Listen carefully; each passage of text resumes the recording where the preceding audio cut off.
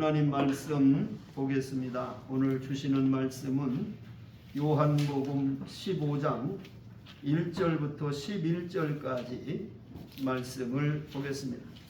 요한복음 15장 1절에서 11절까지 성경으로는 신약성경 173페이지고요. 여러분 주보에 또 성경을 넣어놨으니까 성경을 주보를 보셔도 되겠습니다. 제가 한 절 읽고 여러분이 한 절 읽고 교독해서 읽어나가겠습니다. 나는 참 포도나무요 내 아버지는 농부라. 물은 내게 붙어 있어 열매를 맺지 아니하는 자에게는 아버지께서 그것을 거두어 주시고 무릇 열매를 맺는 자에게는 더 열매를 맺게 하여 그것을 깨끗하게 하시니라. 너희는 내가 일러준 말로 이미 깨끗하여졌으니 내 안에 거하라. 나도 너희 안에 거하리라. 가지가 포도나무에 붙어 있지 아니하면 스스로 열매를 맺을 수 없음 같이 너희도 내 안에 있지 아니하면 그러하리라. 나는 포도나무요 너희는 가지라. 그가 내 안에 내가 그 안에 거하면 사람이 열매를 많이 맺나니 나를 떠나서는 너희가 아무것도 할 수 없음이라. 사람이 내 안에 거하지 아니하면 가지처럼 밖에 벌어져 마르나니 사람들이 그것을 모아다가 불에 던져 삭느니라. 너희가 내 안에 거하고 내 말이 너희 안에 거하면 무엇이든지 원하는 대로 구하라. 그리하면 이루리라. 너희가 열매를 많이 맺으면 내 아버지께서 영광을 받으실 것이요 너희는 내 제자가 되리라. 아버지께서 나를 사랑하신 것 같이 나도 너희를 사랑하였으니 나의 사랑 안에 거하라. 내가 아버지의 계명을 지켜 그의 사랑 안에 거하는 것 같이 너희도 내 계명을 지키면 내 사랑 안에 거하리라. 다 같이 내가 이것을 너희에게 이름은 내 기쁨이 너희 안에 있어 너희의 기쁨을 충만하게 하려 함이라. 아멘. 오늘 봉독한 요한복음 15장 1절에서 11절 말씀을 중심으로 해서 열매 맺는 신앙 한번 따라합시다. 열매 맺는 신앙. 열매 맺는 신앙. 여러분이 나누어드린 주보 순서에 제일 뒤에 보면 오늘 설교 말씀을 요약해서 제가 올려놨어요. 그래서 그걸 넣어주는 것은 설교를 따라가기에 좋게 하려고 만드는 겁니다. 성경은 꽃의 이미지를 긍정적으로 표현하고 있지 않습니다. 종종 이 꽃이라고 하는 것은 순간적인 가치에 몰두하는 인생의 허무함에 이 꽃이라고 하는 것을 비유하고 있어요. 성경 말씀에 보면 시편 103편 15절 16절에도 보면 인생은 그 날이 풀과 같으며 그 영화가 들의 꽃과 같도다. 그것은 바람이 지나가면 없어지나니 그 있던 자리도 다시 알지 못하거니와. 이렇게 이 꽃이라고 하는 것은 흔적도 없이 사라지는 인간의 영화를 비유하고 있어요.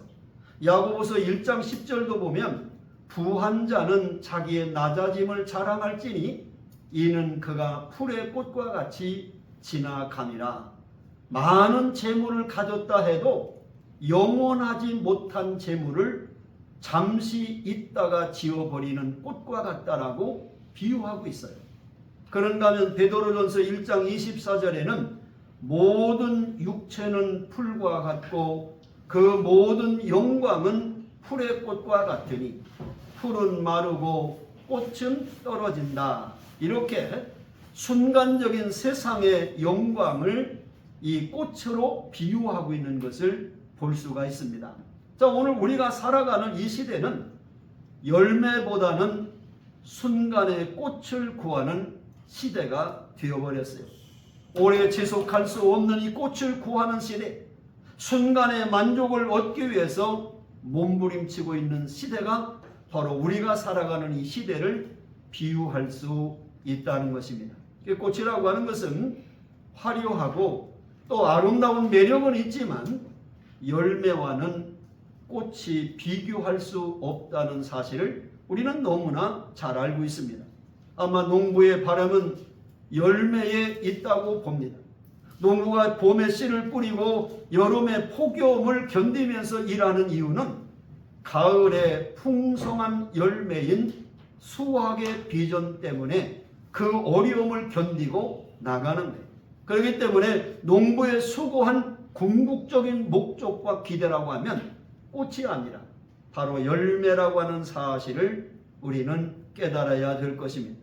전통적으로 이 포도나무라고 하는 나무는 선택된 이스라엘 민족을 상징하는 나무예요.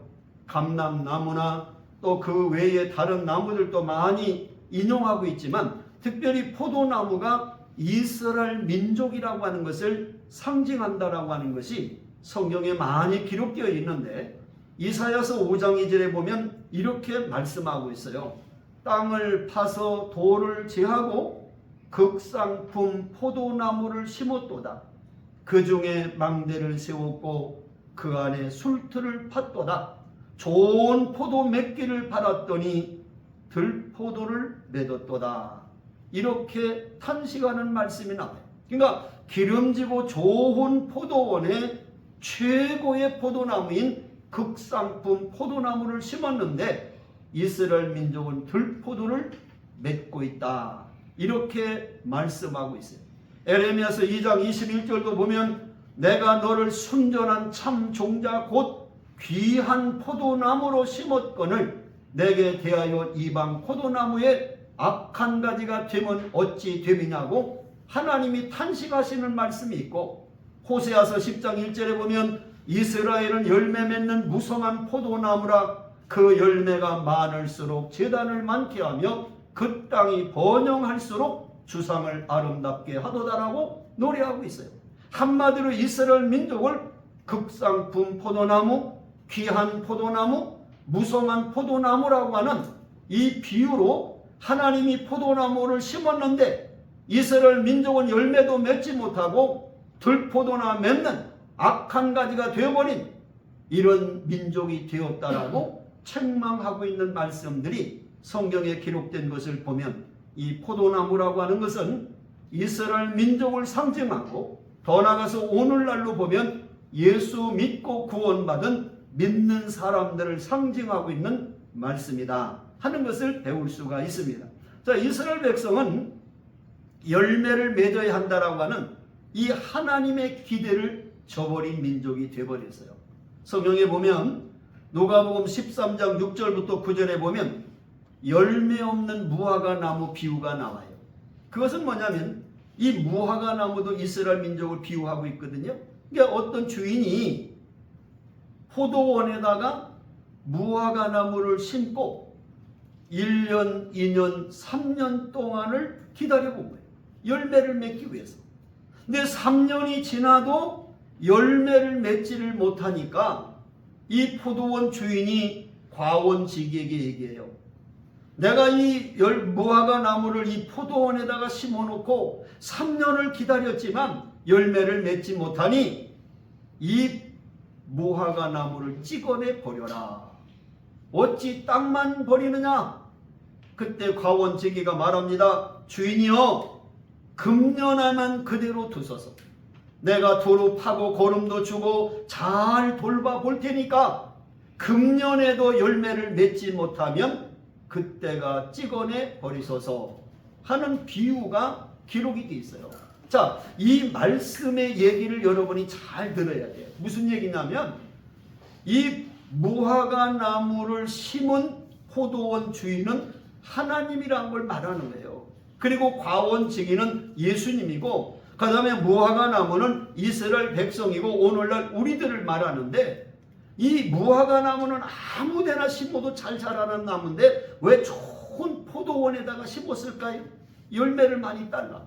그런데 3년을 기다려도 열매를 맺지 못하니까 주인이 이 열매 없는 무화과 나무를 찍어내 버려라. 왜 땅만 버리냐? 그 이야기 속에서 우리에게 주시는 교훈이 뭐냐면 기회라고 하는 것은 다시 얻을 수 없다. 내가 열매 맺을 기회를 3년간 주었으면 그 열매 맺을 기회를 잃어버리지 않도록 내게 주어진 그 기회를 잘 열매를 맺는, 그러니까 잃어버리지 않는 삶을 살 것을 기회는 다시 오지 않는다. 지나가면.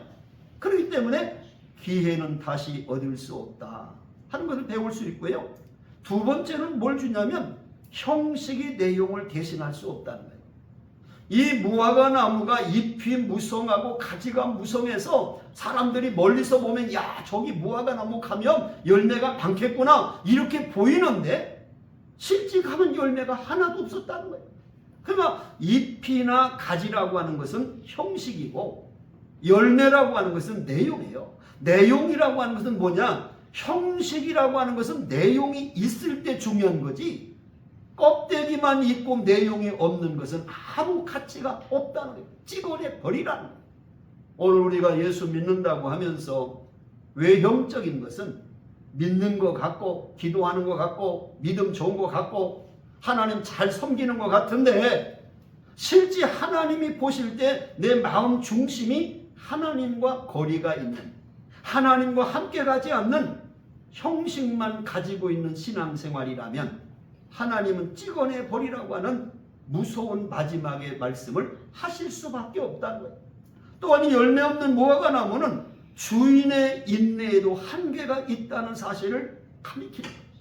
주인이 1년을 기다려봅니다. 2년도 기다려봅니다. 3년째 기다려도 열매를 맺지 못하니까 이 무화과 나무를 찍어내버려라. 하나님의 참고 기다리는 것도 영원하지 않다는 게 한계가 있다는 거예요. 참고 기다리다가 열매를 맺지 못하면 찍어내버리겠다는 거예요. 열매 맺지 못한 무화과 나무가 우리에게 주는 이 비유의 교훈은 기회는 다시 올 수 없다. 형식의 내용을 대신할 수 없다. 주인의 인내에는 한계가 있다. 이런 중요한 말씀을 가르치고 있어요. 자, 오늘 말씀으로 돌아옵니다. 그러니까 예수님은 이스라엘 백성이 아닌 새로운 백성을 통해서 열매를 맺고 주님의 뜻을 이루고자 하셨어요. 왜? 이스라엘 백성들이 예수님을 거절하고 예수님을 십자가에 죽이는 반역을 했기 때문에 이방인들을 통해서 하나님의 구원의 역사를 이루어 가기를 원하셨다는 거예요. 그것을 성경은 뭐라고 표현하냐면 돌감람나무인 이방인인 우리들을 참 감람나무에 접붙임을 받게 해서 그 참 감람나무에서 접붙임을 당한 이방인들을 통하여 많은 열매를 맺기를 원하셨다는 거예요. 그것을 사도 바울은 로마서 11장 17절에 이렇게 말합니다. 또한 가지 얼마가 꺾이었는데 돌감람나무인 내가 그들 중에 접붙임이 되어 참 감람나무 뿌리의 진액을 함께 받은 자가 되었은즉 자랑하지 마라. 너는 돌감나무의 출신인데 이방인인데 바로 예수님께 접붙임을 당해서 이제 예수의 생명을 얻은, 영원한 생명을 얻은 축복의 사람이 되었음을 말씀하고 있어요. 자, 오늘 본문 말씀으로 다시 돌아가서 그럼 오늘 본문의 말씀은 어떤 말씀이냐면 예수님께서 나는 포도나무여 너희는 가지다. 그래서 이 포도나무에 붙어있는 가지가 열매를 많이 맺어야 된다 하는 말씀을 오늘 주시고 있는데 오늘 상징적인 것이 뭐냐면 포도나무 가지가 어떤 걸 상징하고 있냐? 세 가지로 설명해요. 첫째는 뭐냐? 1절에 보니까 하나님은 포도원의 농부라고 비유하고 있어요. 1절 말씀 보시면 나는 참 포도나무여 내 아버지는 농부라 예수님 말씀해요. 그러니까 오늘 이 말씀이 포도나무 이 이야기는 바로 하나님은 포도원의 농부고 예수님은 참 포도나무 자체고 우리들은 뭐냐? 포도나무에 붙어있는 가지다. 이렇게 말씀하시면서 오늘 이 중요한 교훈의 말씀을 예수님이 하시는 거예요. 자, 그러면 이 포도나무의 가지가 해야 될 일은 뭐예요? 열매 맺는 거예요. 열매 맺는 거. 왜? 포도나무에서 열매가 맺는 게 아니라 가지에서 열매가 맺거든요. 그러면 이 가지가 열매를 맺어야 하기 위해서는 어떻게 해야 되느냐? 그것을 지금 오늘 말씀을 통해서 세 가지로 생각해 보려고 해요. 첫 번째는 열매 맺는 비결이 뭐냐? 따라합시다. 예수님의 영적 거룩성을 회복해야 한다. 예수님의 영적 거룩성을 회복해야 한다. 이게 무슨 얘기냐면 어려운 게 아니에요. 우리가 세상 속에서 하나님 앞에서 깨끗하고 순결하고 정결하게 죄와는 상관이 없는 이런 깨끗한 마음과 자세를 갖지 아니하고는 열매를 맺을 수가 없다는 거예요. 오늘 성경 말씀 요한복음 15장 2절과 3절을 다시 봅니다. 여기 보면 물은 내게 붙어 있어 열매를 맺지 아니하는 가지는 아버지께서 그것을 어떻게 해요? 제거해 버리시고 무릇 열매를 맺는 가지는 더 열매를 맺게 하려 하여 그것을 어떻게 깨끗하게 하시느니라. 너희는 내가 일러준 말로 이미 깨끗하여졌으니. 이게 무슨 얘기냐면 이 나무 포도나무를 보면요, 포도나무에 열매를 맺지 못하는 포도나무가 있어요. 이것은 그 주인이 전지 가위로 잘라버리는 거. 이건 열매를 맺지 못하는 나무니까 잘라버리고, 또 그 다음에 가지를 깨끗하게 한다. 그것은 뭐냐면 가지치기를 해준다는 거예요. 전정해준다. 포도나무 가지가 막 뻗어나갈 때 봄 되면 그 농부들이 전부 그 포도나무 가지들을 이렇게 잘라줘요. 가지들을. 왜? 그 쓸데없는 가지들을 다 잘라주어야 새순에서 열매가 많이 맺히는 거예요. 그러니까 여기서 지금 말씀하는 건 뭐냐면 포도나무에서 열매를 많이 맺으려면 가지치기를 해서 쓸데없는 그 포도나무 가지들을 사정없이 잘라주지 않으면 열매를 맺을 수가 없다 하는 얘기를 하는 거예요. 그러니까 여기서 포도나무가 열매를 맺기 위해서는 두 가지 조건이 있어야 돼요. 첫째는 포도나무에 붙어 있어야 하는 조건. 이걸 절대적 조건이라고 해요. 포도나무 가지가 열매를 맺는 방법의 첫째 조건은 포도나무에 붙어 있어야지. 포도나무의 가지가 떨어져 나가면 죽어버리죠. 말라 비틀어 죽으지. 그러니까 무조건 첫째 조건은 나무에 붙어 있어야 열매를 맺는다. 두 번째 조건은 뭐냐? 열매를 많이 맺어야 되는 사명적 조건이 있어요. 붙어만 있어서는 소용없어. 열매를 많이 맺어야지. 그러니까 과수원의 농부는 과일나무가 가지와 잎이 무성해서 광합성과 공기 유통을 위해서 사정없이 가지치기를 한다는 거예요. 열매를 많이 맺기 위해서는 불필요한 많은 가지들을 다 잘라내지 않고는 열매를 많이 맺을 수도 없고 품질도 향상할 수가 없다는 거예요.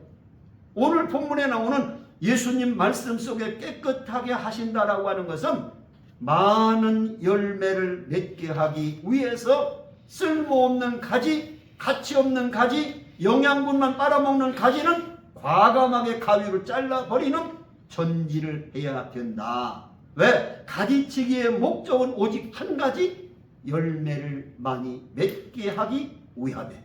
믿습니까? 네, 그거 똑같은 거예요. 그 때문에 오늘 우리가 하나님 앞에서 열매 맺는 신앙생활을 하기 위해서는 내 가지고 있는 주변의 것들을 좀 과감하게 끊어버릴 건 끊어버리고, 버릴 것은 버려버리고, 또 아니면 청산할 것은 청산하고, 죄와 가까운 것은 좀 끊어서 내가 하나님의 거룩함으로 서야만 가지치기를 해야만 열매를 맺을 수가 있다 그 말이에요. 아멘. 이해가 됩니까? 아멘. 네, 여러분이 과연 영적 가지치기의 대상은 아닌가를 한번 생각해 보라.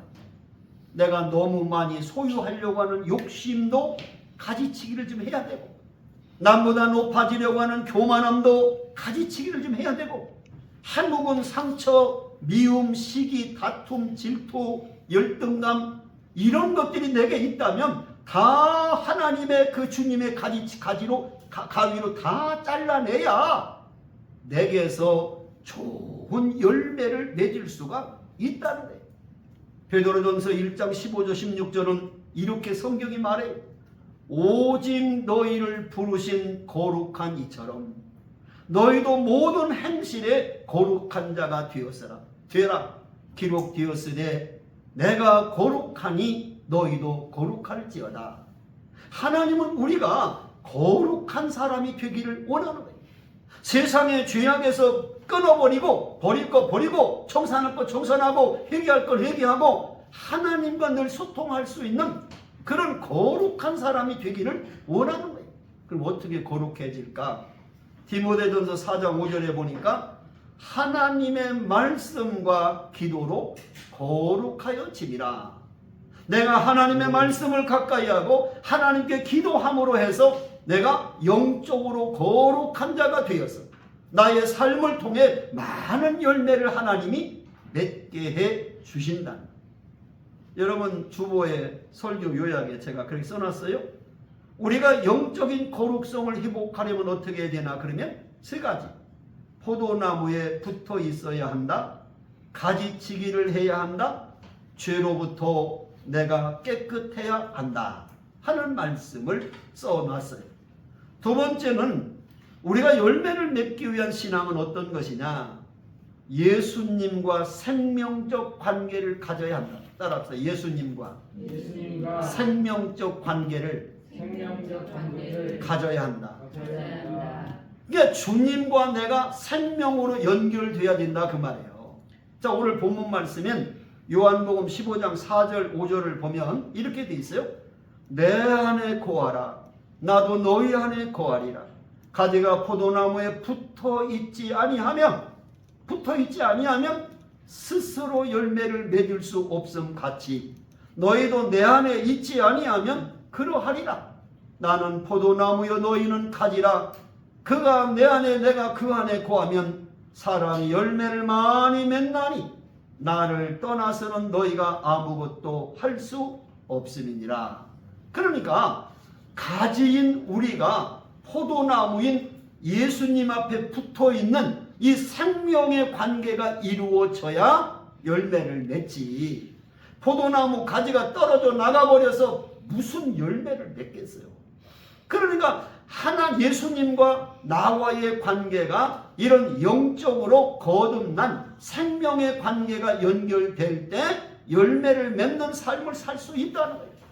자, 예를 들어볼게요.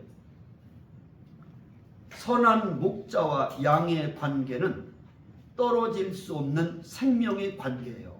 왜냐하면 양이라고 하는 짐승은요, 방향 감각도 없고요, 눈도 잘 보이지가 않고요, 맹수가 오면 다른 모든 짐승은 아무리 약해도 막 싸우다가 죽는데 양은 가만히 앉아서 잡혀 먹기 죽는다. 그러니까 양의 존재는 목자가 없이는 살아갈 수 없는 유일한 동물이 양이라는 거예요. 그러니까 양이 살아갈 수 있는 방법은 목자를 따라서 살지 않으면 양은 생명을 유지할 수 없대요. 그러니까 성경에도 나는 선한 목자라. 그리고 예수님이 우리와 관계를 양과 목자의 관계로 떨어질 수 없는 생명의 관계다, 이렇게 말씀했거든요. 오늘 여기 보면 포도나무와 가지의 관계도 똑같은 거예요. 포도나무에서 가지가 떨어지면 열매를 맺겠어요? 말라 비틀어 죽는 거지. 그러니까 이 포도나무 가지는 원동치에 항상 붙어 있어야 돼. 떨어지면 죽는 거예요. 그러니까 떨어지면 죽는 생명의 관계, 붙어 있지 않으면 살 수 없는 관계, 이게 생명의 관계라는 거예요. 생명적 관계.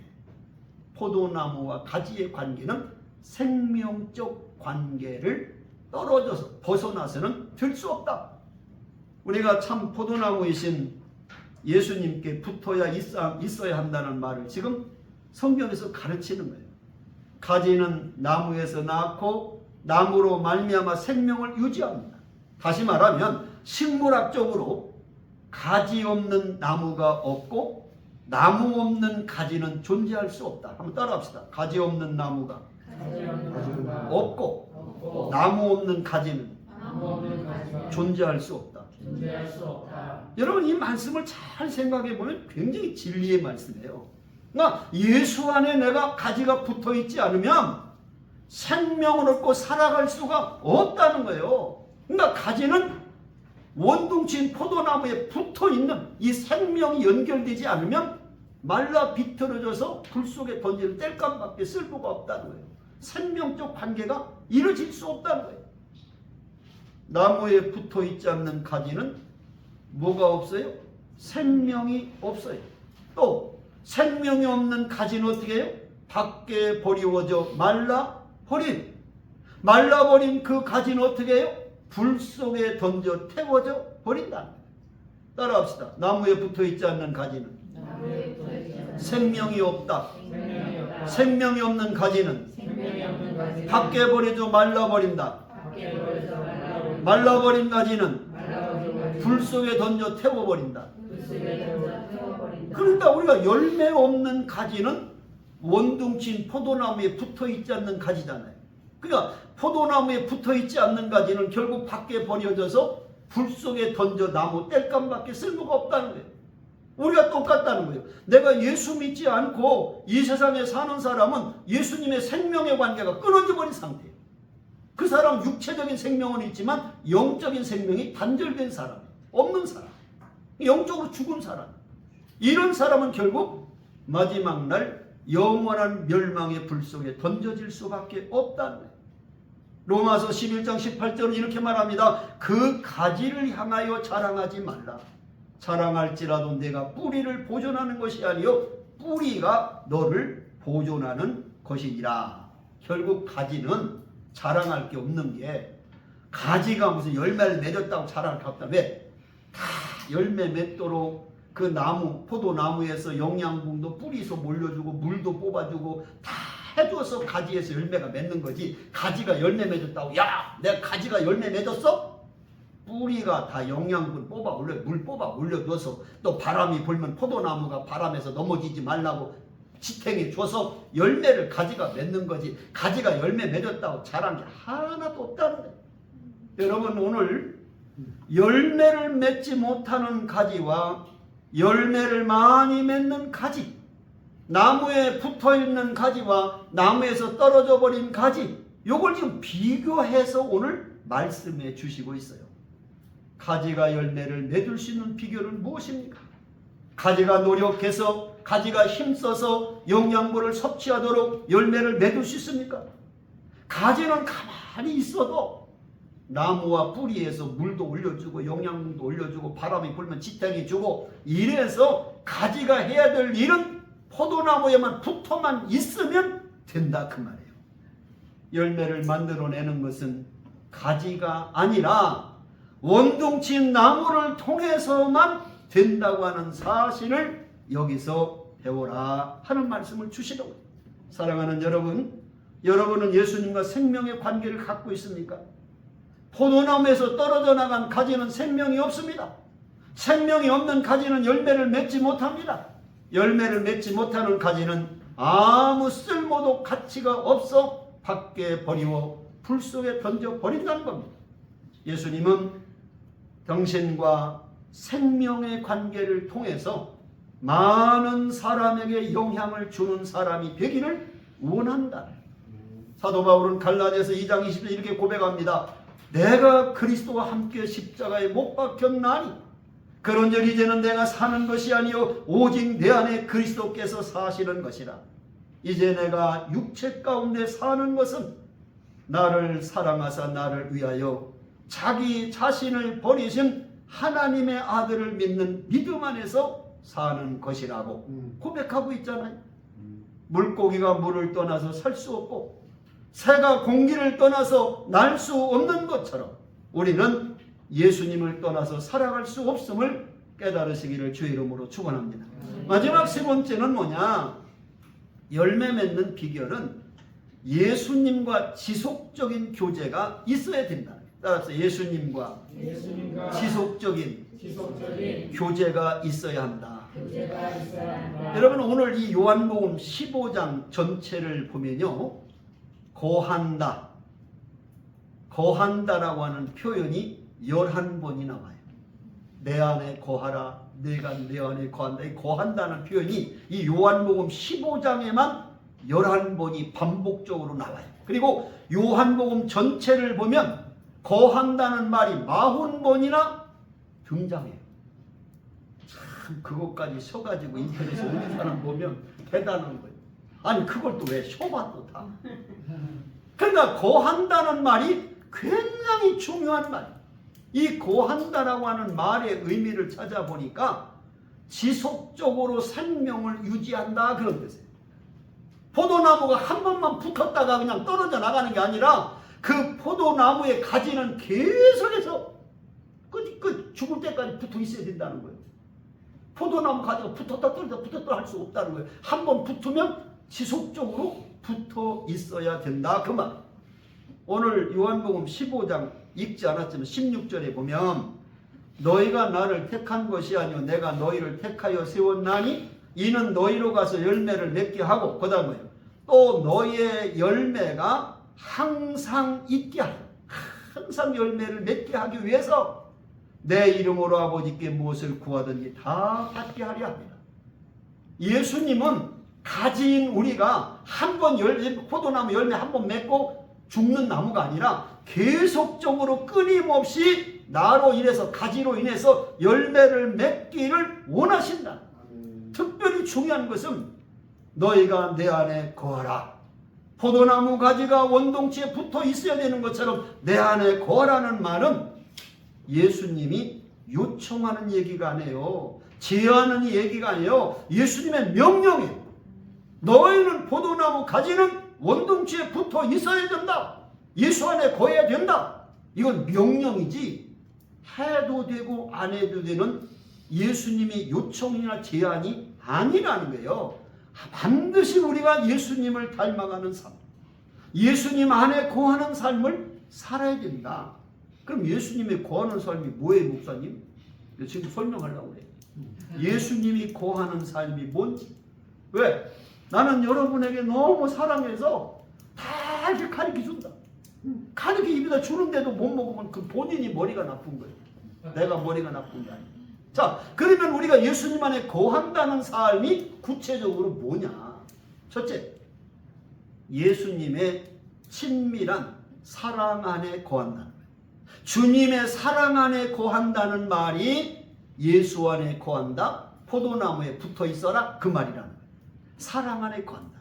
오늘 15장 요한복음 15장 9절에 보니까 아버지께서 나를 사랑하신 것 같이 나도 너희를 사랑하였으니 나의 사랑 안에 거하라.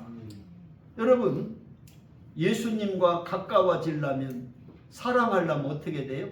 자주 만나야 되고 자주 대화해야 되고 자주 밥 먹어야 되고 그래야 가까워지잖아요. 남학생, 여학생이 서로 교제하려면 멀리 떨어져도 돼요. 자주 만나고 커피도 같이 먹고 또 맛있는 음식도 같이 사 먹고 그래 가까워지는 거예요. 주님하고 가까워지려면 어떻게 돼요? 주님을 사랑하는 사랑 안에 거하려면 주님과 늘 가까워지는 예배, 주님이 주시는 양식, 말씀, 주님과 대화, 기도 이런 걸 자꾸 해야만 주님과 가까워질 거 아니에요. 친밀해질 거 아니에요. 그러니까 예수님의 친밀한 사랑 안에 거하는 것이 가지가 포도나무에 붙어 있는 것이다. 그런 뜻이란 거예요. 두 번째는 예수님의 말씀 안에 거한다. 그런 뜻이에요. 요한복음 8장 31절에 보면 예수께서 자기를 믿은 유대인들에게 이르시되 너희가 내 말에 거하면 참으로 내 제자가 되고 말씀 속에 살아가는 삶은 예수님 말씀 안에 거할 때 가능하다는 거예요. 그러니까 예수 안에 거하라는 말은 내가 하나님 말씀 안에 거하는, 말씀을 읽고 말씀을 공부하고 말씀을 암송하고 말씀을 묵상하고 이렇게 말씀과 가까이 사는 것이 예수님 안에 거하는 삶이다. 믿습니까? 아멘. 성경이 뭐라고 하냐면 하나님의 말씀은 생명의 양식이래. 마태복음 4장 4절에 보면 사람이 음식을 먹어야 육체가 사는 것처럼 너희가 영적으로 살기 위해서는 하나님의 영의 말씀인 하나님의 말씀을 먹어야 된다. 그게 생명의 양식이라는 거예요. 또 로마서 10장 17절에 보면 그 하나님 말씀을 자꾸 들어야 내 믿음이 자라난다는 거예요. 믿음은 들음에서 나며 들음은 그리스도의 말씀으로 말미암는다. 말씀을 자꾸 들어야 처음에는 이해가 안 되지만 자꾸 들으면 그 말씀이 깨달아지고 믿음이 자라난다. 요한복음 17장 17절 예수님이 이렇게 말합니다. 제자들을 진리로 거룩하게 없어서 아버지의 말씀은 진리이다. 하나님의 말씀인 이 말씀을 자꾸 듣고 가까이 할 때 내가 거룩해지는 열매를 맺는 그런 삶이 된다는 거예요. 그래서 예수 안에 거한다는 말은 사랑 안에 거하고 예수님의 말씀 안에 거한다는 뜻이다. 세 번째는 뭐냐? 이 거한다는 말은 예수님과의 대화인 기도 안에 거한다. 기도 안에 거한다. 늘 기도 생활을 중단하지 않는다. 오늘 요한복음 15장 7절에 보니까 너희가 내 안에 거하고 내 말이 너희 안에 거하면 무엇이든지 원하는 대로 거하라. 그리하면 이루리라. 내가 주님 안에 거하는 것은 기도를 통해서 주님과 늘 대화를 가까이 할 때 내가 주님 안에 거하는 삶이 된다는 거예요. 그래서 기도라고 하는 것을요, 뭐라고 표현하냐면 영혼의 호흡이라고 해요. 영혼의 호흡. 내가 숨이 멈추면 육체가 죽는 것처럼 내가 기도를 중단하면 영이 죽는다는 거예요. 그러니까 심장. 내 심장이 멈추면 내가 죽는 것처럼 기도가 멈추면 바로 하나님과의 관계가 끊어진다는 거예요. 그렇기 때문에 우리는 예수 믿고 주님 안에 거하는 것이 뭐냐? 늘 기도 생활을 중단하지 말고 지속하라. 이걸 가리키는 거예요. 그리고 마지막 네 번째는 뭐냐? 예수 안에 거한다라고 하는 것은 예수님이 약속하신 성령 안에 거한다. 성령 안에 거한다. 요한복음 14장 16절에 보면 내가 아버지께 구하겠으니 그가 또 다른 보혜사를 너희에게 주사 영원토록 너희와 함께 있게 하리니. 요한복음 14장 26절에 보면 보혜사 곧 아버지께서 내 이름으로 보내실 성령 그가 너에게 모든 것을 가르치고 내가 너에게 말한 모든 것을 생각나게 하리라.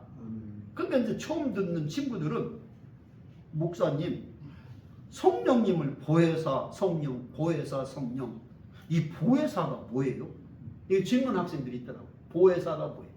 여러분 보혜사가 뭐예요? 성경에 보혜사 성령 성령 보혜사 이게 반이 나오는데 보혜사가 뭐예요?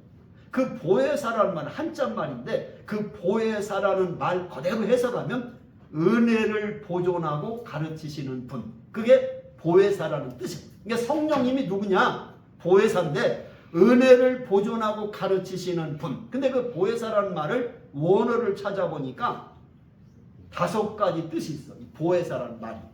예, 이 성령이라는 말이 어떤 뜻이냐면 이 성령 보혜사라는 말은 돕는 자, 헬퍼. 도와주시는 분. 두 번째는 교사, 티처. 이게 가르치시는 분. 교사. 그 뜻도 있고 그 다음에 위로자. 위로자라는 말도 보혜사 뜻이고 대언자. 말씀을 대신 전하는 대언자. 또 상담자, 카운슬. 나의 어떤 문제를 상담해 주는 분. 그러니까 성령님이 어떤 분이냐? 너를 도와주고 너를 가르치고 너를 위로하고 너의 하나님 말씀을 대언해 주고 너를 상담해 주는 분. 그게 누구냐? 성령님이신데 그 성령님 안에 거하는 것. 그것이 바로 포도나무 가지가 원동치에 붙어 있는 것과 같다. 이해가 되십니까? 이해가 안 되면 안 돼요. 이해가 돼야 돼요. 말씀을 듣고. 왜? 이 짤막한 이 비유 속에 이 말씀 속에서 깊은 하나님의 뜻이 있는 거예요. 자, 그럼 마지막 결론을 맺습니다. 이제 말씀 마무리하면서. 자, 그러면 우리가 어떤 열매를 주님은 맺기를 원하시는가? 포도나무 열매를 맺어야 된다라고 오늘 비유로 말씀하셨는데 과연 신앙생활한 우리에게는 어떤 열매를 맺어야 되는가? 하나님이 원하시는 열매가 있고 하나님이 싫어하시는 열매가 두 종류로 성경에 되어 있어요. 첫 번째는 먼저 하나님이 원하시는 열매가 뭐냐? 지금 말한 성령의 9가지 열매예요. 갈라디아서 5장 22절 23절에 보면 성령의 열매를 이렇게 설명했어요. 사랑, 희락, 화평, 인내, 자비, 양선, 충성, 온유, 절제. 이 9가지 열매가 하나님이 우리를 통해서 맺기를 원하시는 열매랍니다. 사랑의 열매, 기쁨의 열매, 화평의 열매, 인내의 열매, 자비의 열매, 양선의 열매, 충성의 열매, 온유의 열매, 절제의 열매. 그러면 하나님이 싫어하시는 열매가 뭐냐? 하나님이 싫어하시는 열매도 나오더라고. 갈라디아서 5장 19절부터 21절에 보니까 하나님이 싫어하시는 열매, 육신의 열매가 쭉 나오는데 음행, 더러운 것, 호색, 우상숭배, 주술, 원수 맺음, 분쟁, 시기, 분냄, 당짓는 것, 분열, 이단, 투기, 술취함, 방탕함 등등등 이런 세상의 죄들을 다 하나님이 원치 않는 열매라고 성경에 기록되어 있어요. 그러니까 우리가 오늘 살아가는 삶에서 내게 성령의 9가지 열매, 주님이 원하시는 열매를 맺고 있나? 아니면 하나님이 원치 않는 늘 시기, 질투, 미움, 당짓고 방탕하고 술 취하고 이런 열매를 맺고 있나? 내 삶이 어떤 데 지금 열매가 맺고 있는가를 딱 보면 내가 포도나무인 주님에게서 떨어진 가지구나, 붙어있는 가지구나, 이걸 얼른 알 수가 있어요. 오늘 여러분, 우리가 열매를 다 누구나 맺습니다. 하나님이 원하시는 성령의 열매를 맺냐? 마귀가 좋아하는 육신의 타락된 열매를 맺냐? 그 차이죠. 내가 누구에게 붙어 있어야 어떤 열매가 나오냐는 그대로 나오잖아요. 가지가 먼동치에 잘 붙어 있으면 좋은 열매를 맺을 것이고, 포도나무에 붙어 있으면 포도나무 열매가 맺힐 것이고, 감람나무에 또 감람 열매가 맺힐 것처럼 내가 어디에 붙어 있느냐에 따라서 내게 맺는 열매도 달라진다. 여러분의 인생이 달라진다. 말씀을 마무리 짓습니다. 그러면 우리가 열매를 계속 맺으려면 어떻게 하냐? 나무가 가뭄이 와도 흉년이 들어도 그 뜨거운 열이 있어도 열매를 맺는 방법은 뿌리를 어디다 박아야 돼? 뿌리를 어디다 박아야 돼? 강변에다가 뿌리를 박으면 돼. 사막에서도 사는 나무는 뿌리를 막 80m, 100m 땅속에 들어가서 물에다가 뿌리를 달고 있다는 거예요. 그러면 사막에서도 열매가 맺히고 잎이 핀다는 거예요. 그러니까 강변에, 물이 늘 넘치는 강변에 뿌리를 박은 나무는 사시사철 열매를 맺을 수 있잖아요. 그 말씀을 성경에 하고 있어요. 에레미야 17장 8절에 보면 그렇게 하나님께 뿌리를 박은 사람을 이렇게 표현해요. 그는 물가에 심겨진 나무가 그 뿌리를 강변에 뻗치고 더위가 올지라도 두려워하지 아니하며 그 잎이 청청하고 가뭄은 해도 걱정이 없고 결실이 그치지 아니함 같으니라. 그러니까 강변에 뿌리를 박은 나무는 흉년이 와도 괜찮고 바람이 불어도 괜찮고 늘 사시사철 잎이 청청하고 열매가 그치지 않는 축복이 온다는 거예요. 마찬가지로 우리 가지인 우리가 포도나무인 예수님께 붙어 있으면 어떤 축복이 있냐? 6가지. 오늘 성경에 나와요. 풍성한 열매를 맺는다. 5절에. 기도의 응답을 받는다. 7절에. 하나님의 영광을 받으신다. 8절에. 예수님이 제자가 된다. 8절에. 예수님의 사랑 안에 거한다. 9절과 10절에. 기쁨이 충만한 삶을 살게 된다. 11절에. 내가 예수님께 붙어만 있으면, 믿음을 갖고 살면 6가지의 축복이 내 삶에서 일어난다는 거예요. 한 지붕 안에 사는 부부라도 부부가 서로 사랑과 교제가 없이, 부부가 만나서 대화도 없고 사랑도 없고 관심도 없이 살아간다면 그건 부부가 아니라 하숙생이에요. 하숙생. 집에 잠만 자고 가는 거야. 똑같아요. 교회를 왔다 갔다 해도 주님과 이런 교제가 없는 사람은 그냥 교회 왔다 갔다 하는 하숙생과 같아요. 오늘 여러분 말씀을 마무리하면서 여러분 꼭 예수 잘 믿고 또 믿음 안에서 주시는 이 엄청난 축복을 여러분 누리시는 우리 학생들, 성도들이 되기를 주의 이름으로 축원합니다. 제가 이 말씀을 준비하면서 뭔 찬송이 생각이 났냐면 갑자기 어린이 찬송가가 생각나더라. 내가 40년 전에 어린 애들을 가르쳤어요. 초등학생들 교회에서 가르쳤는데 그때 불렀던 찬송가가 아름아름 첫 소절밖에 생각이 안 나. 그래가지고 인터넷에 들어가 봤더니 어린이 찬송가에 그게 나오더라고. 참포도나무가 이런 가사요. 예수님은 생명의 참포도나무, 아버지는 포도원 농부이니. 제가 옛날에 40년 전에 가르쳤어. 예수님은 생명의 참포도나무,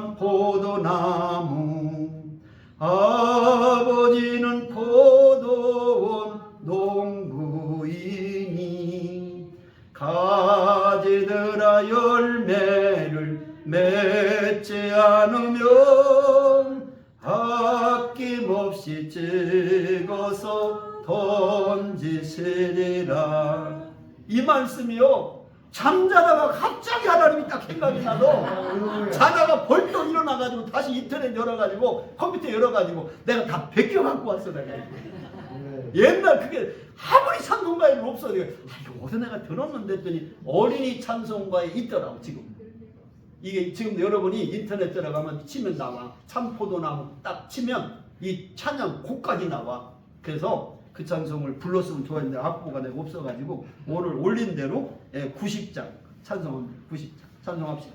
이제는 우리 주 예수 그리스도의 그 크신 은혜와 하나님 아버지의 극진하신 사랑하심과 성령님의 내주 역사 충만 교통하심이 오늘 말씀을 통하여 포도나무이신 주님께 붙어있는 가지로 살아가기 원하는 우리 사랑하는 성도들과 학생들 머리 위에와 저들의 가정과 또 저들의 일터와 우리 동명중학교와 대한민국 위에 영원토록 함께 하시기를 간절히 축원하옵나이다. 아멘.